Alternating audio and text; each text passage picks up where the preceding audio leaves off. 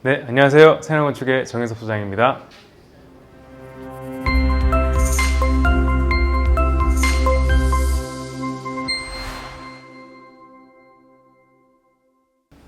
네, 오늘은 그 건축물의 외장재에 대해서 몇 가지 좀 샘플을 보여드리면서 설명을 해드릴 건데요. 일단 가장 일반적인 것들부터 한번 설명을 드리겠습니다. 그 구조에서도 썼던 건데요.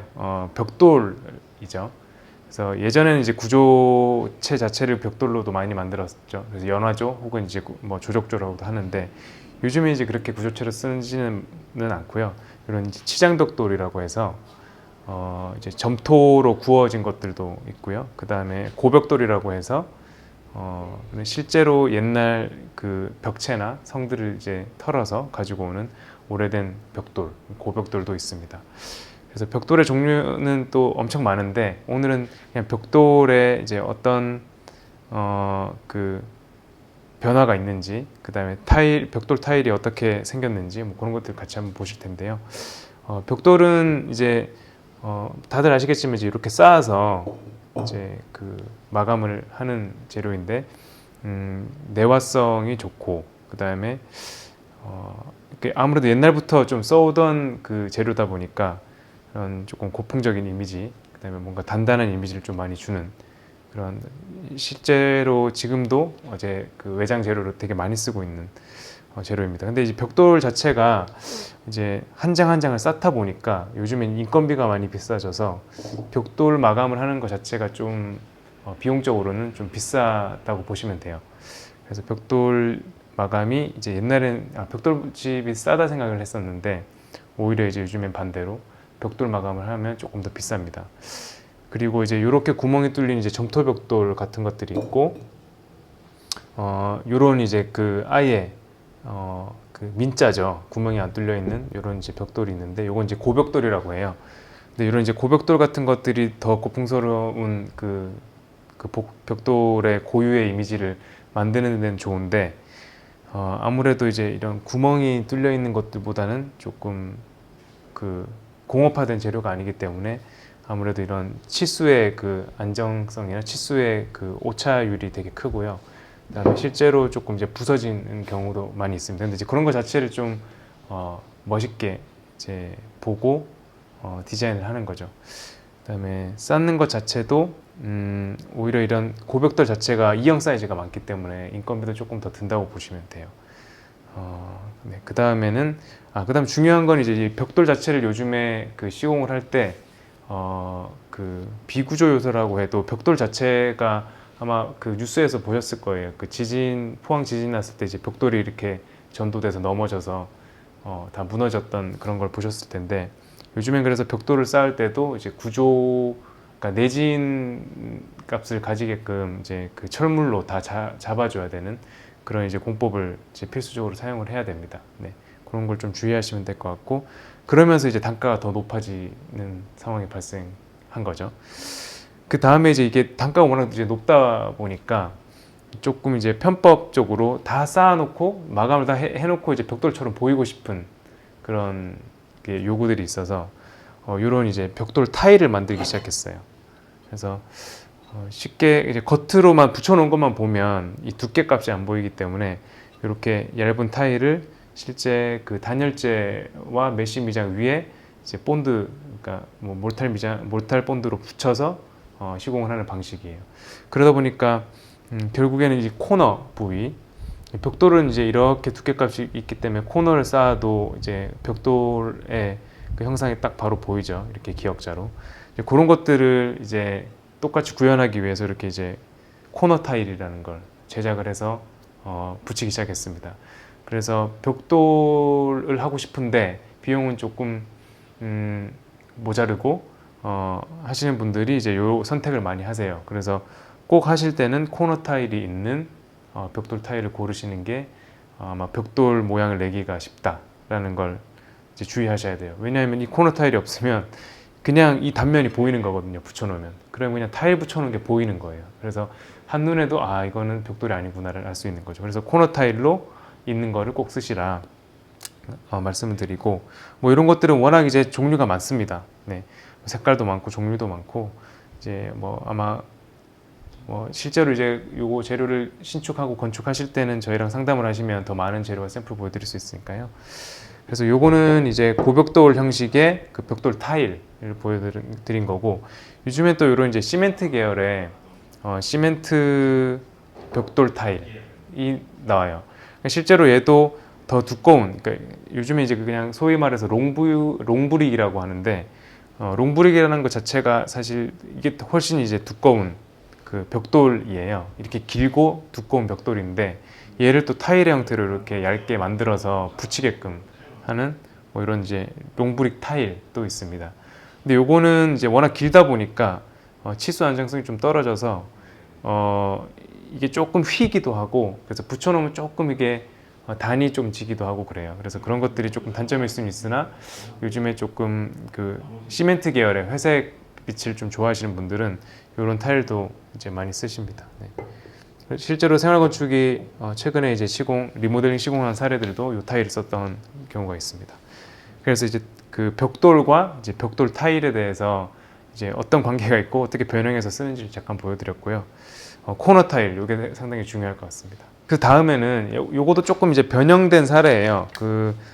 요거는 이제 단열재하고 벽돌 타일을 같이 붙여 놓은 그럼 이제 복합 단열재 뭐 타일 뭐 이렇게 보면 되겠는데요. 뭐 업체마다 이름은 다 다를 거예요. 근데 이렇게 단면을 보시면 아시겠지만 요 한 켠에 이제 단열재가, 그러니까 경질우레탄 보드가 붙어져 있고요. 앞쪽으로는 이제 그 벽돌 타일이 이렇게 붙어져 있어요. 그러다 보니까 이게 이제 보드의 형식으로, 요건 이제 샘플이라서 작지만 실제로 되게 큰 보드의 형식으로 나옵니다. 그래서 공기가 되게 빠르고요. 붙이는 것도 되게 쉬워요. 그 다음에 이렇게 이제 홈이 파져 있어서 요 홈끼리 또 맞물려서 시공이 되기 때문에 그런 그 물이 샌다거나 뭐 이제 시공 시 탈락된다거나 이런 것들도 좀 많이 보완이 됩니다. 네. 그렇다 보니까 이제 이런 것들은 실제 벽돌을 쓸 때보다 훨씬 이제 가볍게 갈 수가 있어요. 그래서 그 가볍다는 장점으로 이제 오래된 그 리모델링 건축물에 또 많이 적용할 수가 있습니다. 그래서 사실 오래된 건축물은 구조체가, 특히나 이제 벽돌조, 이제 조적조 이런 건물들은 구조체가 되게 약하기 때문에 이런 무거운 이제 벽돌들을 달거나 무거운 석재를 달 수가 없는 상황이 있거든요. 그럴 때는 이제 이런 이제 경량화된 벽돌 단열재하고 벽돌이 같이 붙어 있는 패널을 쓰면 상당히 유리하죠. 그래서 이제 이런 식으로 나오는데, 여기는 지금 또 벽돌이 붙어 있지만 벽돌이 안 붙어 있고 대리석을 얇게 켜서 붙인 제품도 있고 뭐 테라코타를 붙인 제품도 있고 합니다. 그래서 이런 것들은 좀 더 많은 재료들과 접목시켜서 쓸 수 있다, 뭐 그렇게 좀 아시면 될 것 같습니다. 그 다음에는 내부 마감 재료에서 많이 보셨을 거예요. 요 타일이죠, 타일. 네. 실제로 이제 이런 타일들이 내구성이나 이제 흡수율이 되게 좋습니다. 그러니까 흡수율이 거의 제로에 가깝기 때문에 뭐 때가 타지도 않고 물도 뭐 때가 있어도 금방 닦이고요. 그래서 되게 그 좋은 재료인데, 실제로 요거를 이제 벽에 붙이기 위해서는 조금 어려움이 있어요. 그래서 타일을 벽에 붙여서 시공하는 공법이 요즘에 뭐 계량 압착 공법이라고 해서 붙이긴 하는데, 그걸 그 벽돌 타일 붙이는 거하고 거의 비슷하게 붙입니다. 그런데 단 조건이 하나가 있는데, 이 타일 자체가 되게 얇고 가벼워야 돼요. 근데 요 지금 타일은 조금 두꺼워서 얘는 아마 붙일 수는 없겠지만, 이런 타일이 얇게 나오는 타일이 있거든요. 그래서 경량화된 타일이 있는데, 그런 타일들을 이제 계량 압착 공법이라고 해서 붙이기도 합니다. 근데 이렇게 시공한 지는 얼마 되지는 않았어요. 그래서 사실 많이 쓰지는 않는데 그런 것도 있습니다. 그래서 이 타일을 외부에 붙일 수도 있다. 그 다음에 이 타일을 외부에 붙이는 방식으로는 경량 압착 공법이 아니고 아예 이 타일 자체를 되게 두껍게 만드는, 그러니까 한 20mm 정도 되게 거의 이 돌 두께만큼 이렇게 만드는 타일들이 있거든요. 이제 그런 타일들은 이 석재를 붙이는 방식으로 그 하지를 걸고 얘를 이제 외벽에다가 마감을 할 수가 있어요. 그래서 타일도 외벽에다가 마감을 할 수 있는 재료이다. 물론 이제 타일의 이런 패턴이나 색상 이런 것들은 엄청 다양하게 있으니까요. 이제 뭐 고민이 되신다면 한번 샘플도 더 보시면 좋을 것 같습니다. 네, 그 다음이 이제 많이들 쓰시죠. 이제 석재인데 석재를 이제 판의 형태로 만들어서 이제 판재라고도 하죠. 판재를 쓰기는 하는데 요 지금 샘플은 그 대리석이에요. 그래서 대리석 샘플이고 대리석이 아마 좀 비싸다고 생각을 하시겠죠. 그래서 아마 석재 중에서도 화강석에 비해서는 이제 대리석, 뭐 라임스톤 이런 것들이 좀 비싼 석종에 속하기도 하는데요. 이제 이런 식으로 판재로 만들어서 한 20T에서 30T 정도, 20mm에서 30mm 정도 두께의 석재를 이제 붙이게 됩니다. 이제 이걸 붙일 때는 반드시 얘를 잡아주는 이제 브라켓과 뒤에 그 철물로 된 하지가 있어야 돼요. 이제 그래서 그런 데다가 이제 붙이게 되는데 물론 이제 이런 재료들은 이제 어느 구조체든 다 적용을 시키실 수가 있습니다. 그래서 요건 이제 대리석이 있고, 이건 대리석은 워낙 이제 종류가 많기 때문에 이것도 이제 상담을 하시면 이제 저희가 보여드릴 수 있습니다. 네, 그 다음에 아마 또 제일 많이 쓰시는, 많이 보시는 재료일 거예요. 이게 이제 화강석이죠. 네. 그래서 화강석인데 아마 대부분의 원룸, 뭐 아니면 다세대 다가구, 뭐 이런 데들 많이 들어간 그 가장 일반적으로 쓰는 재료인데 장점은 이제 싸다는 거죠, 얘가. 그래서 그 단가만 비교해 보면 요런 이제 그 뭐 마천석, 뭐 아니면 뭐 고흥석 요런 이제 국내석들, 사실 이제 이름만 국내석이고 다 중국에서 수입해 오긴 해요. 근데 요런 이제 화강석의 단가가 뭐 2만 원대 초반에서 2만 원대 후반 뭐 이런 것도 있고 비싼 것도 비싸지만 그렇게 많이 쓰시는데 요 대리석은 아무리 못해도 막 5만 원, 그 다음에 뭐 10만 원을 넘어가는 것도 있고 훨씬 비싼 것도 있습니다. 그래서 기본적으로 단가가 화강석이 많이 싸기 때문에 또 싸고 이런 이제 그 가공을 어떻게 하느냐에 따라서 이제 거친 표면이 나올 수도 있고 되게 그 광이 나는 그 물갈기라고 하는데 광이 나는 표면을 만들 수도 있고 그래서 되게 여러 가지의 그 색상은 사실은 뭐 회색 계열, 그 다음에 이런 이제 검정색, 그 어두운 색 계열 이렇게 주로 이제 무채색 계열들이 주이긴 해요. 근데 이런 화강석은 이제 또 유지 관리가 되게 좋죠. 그래서 오염도도 내오염성도 되게 좋고요. 그래서 실제로 가성비가 좋아서 많이 쓰는 재료인데 이런 화강석들도 실제로 이건 지금 잔다듬이라고 하는데 잔다듬 정도로 마감 표면을 마감 처리한 다음에 잘만 쓰면 되게 예쁜 그런 마감재라고 저는 생각합니다. 개인적으로 싸지만 예쁘게 쓸 수 있는 마감 재료라고 생각해요.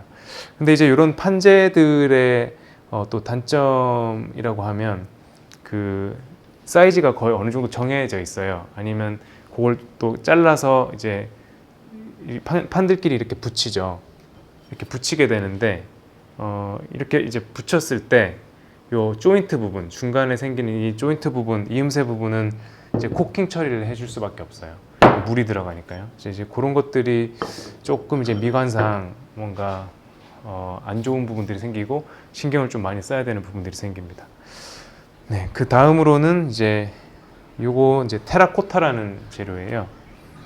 그 테라코타는 이제 어떻게 보면 이것도 점토를 이제 구워낸 거라고 보시면 돼요. 그래서 벽돌의 형태로 이제 점토 벽돌을 만든다고 하면 요거는 이제 이렇게 판재 형태로 이렇게 조금 얘는 타일 정도 두께 되죠. 아까 보셨던. 그래서 이렇게 조금 가볍고 점토 재질의 조금 자연스러운 이런 톤을 가질 수 있는데 뭐 색깔이야 이제 좀 여러 가지가 있긴 하죠. 근데 요거의 또 장점은 판재 형태로 나오는 이제 점토이고 그 오염성이 되게 내오염성이 좋기 때문에 또 유지 관리가 이제 편하다는 장점이 있습니다. 하지만 얘도 판재랑 똑같이 넓게 나오기 때문에 아까 조인트 부분을 처리하는 데 있어서 조금 다른 이제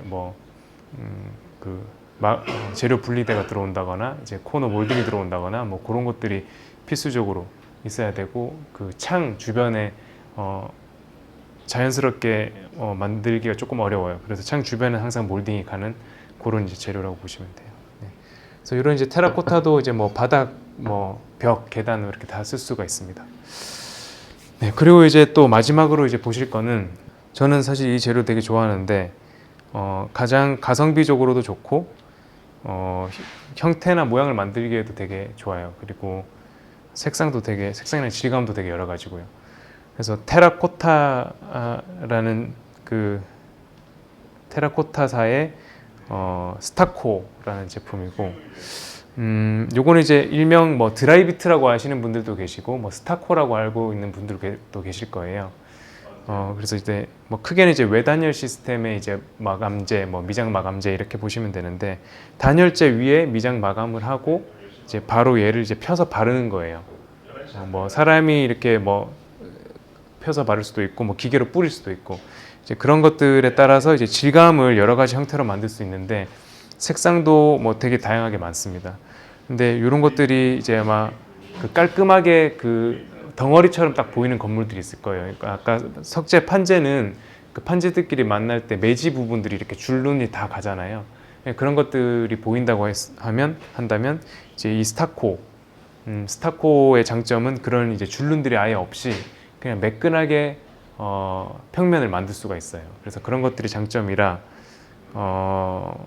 되게 많이 쓰는 재료이기도 하고, 단가도 사실 이런 석재나 뭐 벽돌 붙이는 걸 비하면 상당히 낮습니다. 그래서 이 오늘 보신 이 외벽 재료들 중에서는 가장 저렴한, 물론 이제 이 중에서도 그레이드가 있긴 하지만 그래도 보편적으로는 가장 저렴하게 적용할 수 있는 재료고요. 그런데 이제 단점 중에 하나는 이제 좀 때가 많이 탄다라고 이제 보시면 돼요.